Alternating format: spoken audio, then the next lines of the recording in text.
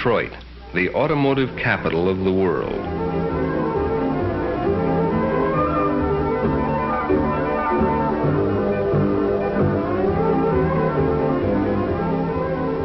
Half a mile of asphalt, a quarter mile to race on and a quarter mile to slow down in.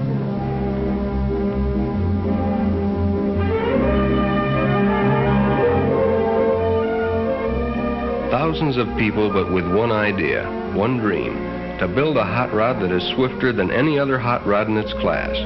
The test of one car against another to determine the lowest elapsed time. That's drag racing, and this is the king of all drag races, the Nationals. So, here we are, 500 horsepower ready to push me down that quarter of a mile in less than 10 seconds. You don't drive, you aim. You aim and try to keep it straight. It's like threading a needle at a quarter of a mile, but it's really living. So let's see how it all began. I guess everybody has his Shangri-La. For us, it's drag racing. I say us because it takes a team to build and race a top contender. The happy hours of a man's life are spent creating something. Some people paint, others write. Some design a rocket to the moon. But for us, it's trying to build a machine that'll cover a quarter of a mile quicker than anything else on four wheels.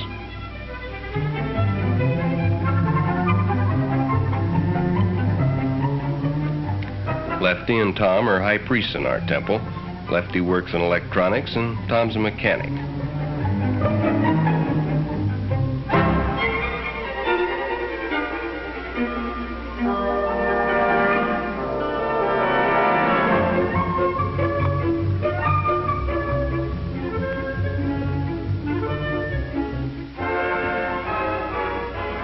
And there's the High Llama, Jim Nelson. He's the engineer.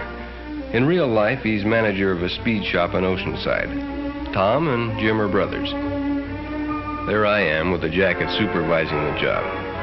You gotta keep an eye on these boys or someday you'll mash down on the throttle and head right into outer space.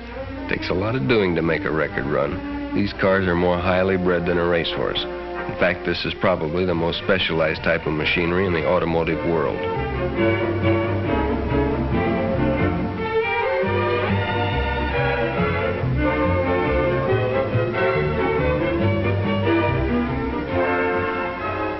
When we head out for a big race like the Nationals, we take along enough spare parts to rebuild the engine as many times as we have to.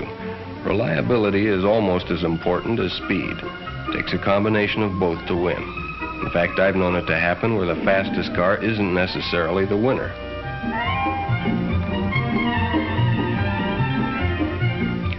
There's at least one chowhound in every group. Nick was ours. Nick and Mike had farther to come than we did, so we set up a rendezvous. Safer to travel by caravan, it's more fun too.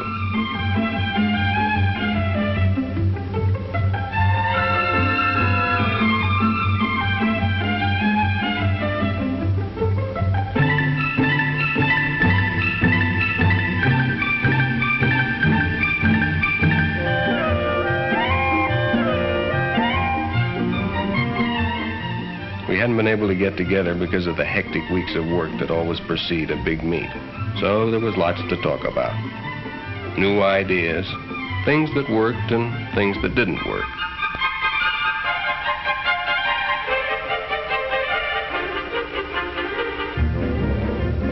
The Dragliner was our last year's winner. Nick purchased it when we built the Dragmaster. Mike and Nick were running it this year. It's a long haul from California to Detroit, so Lefty broke up the powwow and we got underway.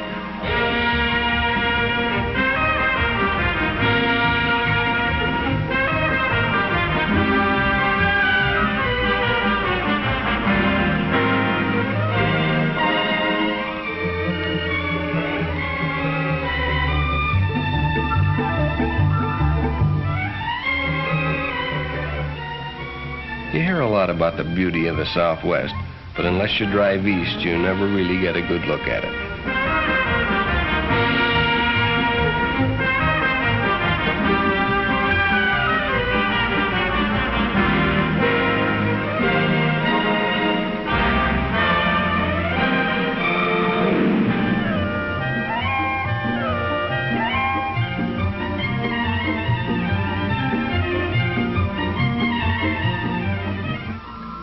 Found a great barbecue place in Amarillo, and of course Nick was the first one in and the last one out. You wondered where he put it all until you looked down and saw those size 14 shoes.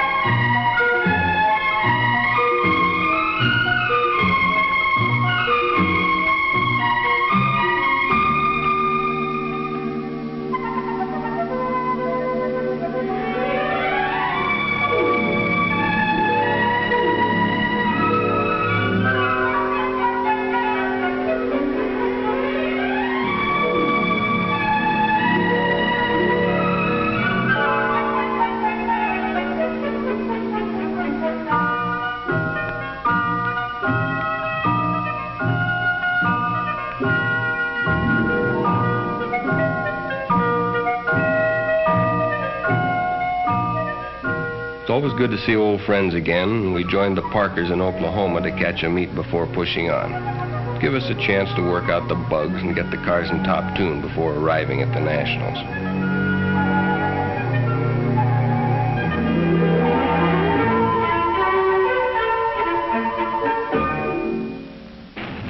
Oklahoma had a regional meet. That's a Texas job, burning up the track. My competition got off to a swirly start, which put me in the next round. There's Jamie Parker and his C Gasser. And there goes his brother Phil and his A Gasser, affectionately called Grandma. And here comes Nick in the dragliner, a little on the late side. Lady Luck was riding on my shoulder all day. There's the Allison against the twin Chevy. You can't see it for the smoke, but the Chevy won. And so did we. Jamie got first in his class, and we won a savings bond for top elimination. And could we use it?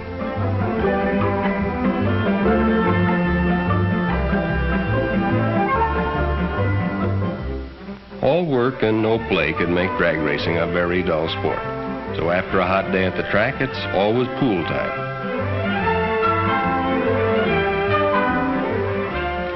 By the time we left Oklahoma, we had quite a caravan. 2 cars, a pickup, a rig, and 5 hot rods.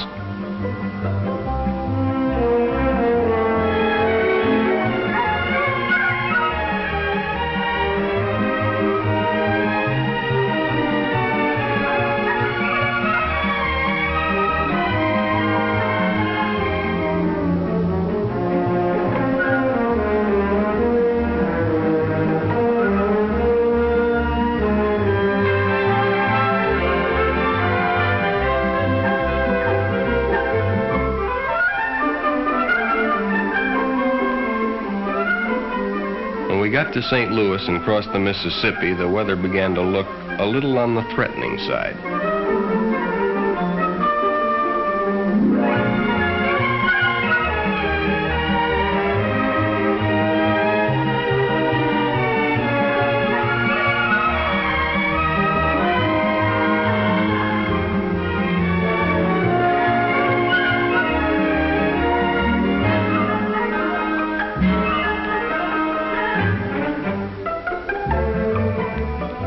And in Illinois, the storm broke. From there to Detroit, it was solid.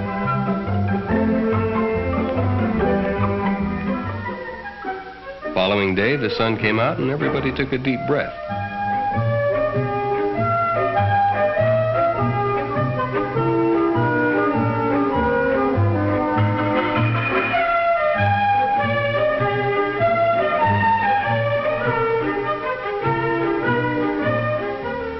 Even so, we almost lost the whole day unpacking everything and getting it dried out.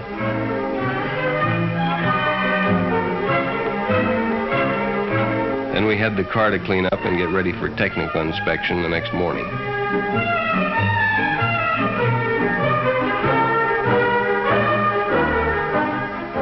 All cars must pass a thorough technical inspection by representatives of the National Hot Rod Association. The association's rules have been responsible for setting and keeping the high standards of safety so typical of modern hot rodding. Classes are divided according to body types, engine size, and weight of car. This affords a wide variety of creations for hot rod enthusiasts to develop.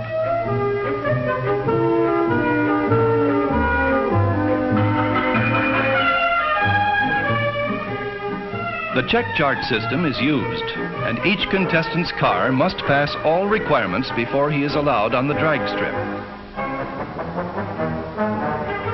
This often creates some lively discussions. Weighing in is always a critical moment.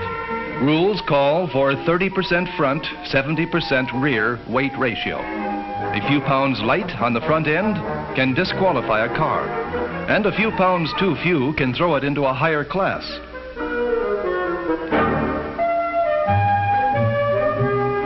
After technical inspection, the crew transports the car to the pit area, where a thorough tune-up is done before their first run.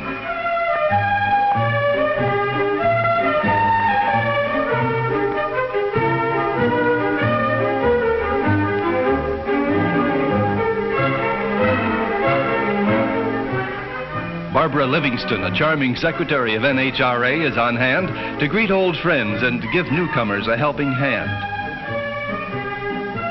Once satisfied, the crew wheels the car through the staging area, and an amateur photographer gets her chance before the car gets to the starting line.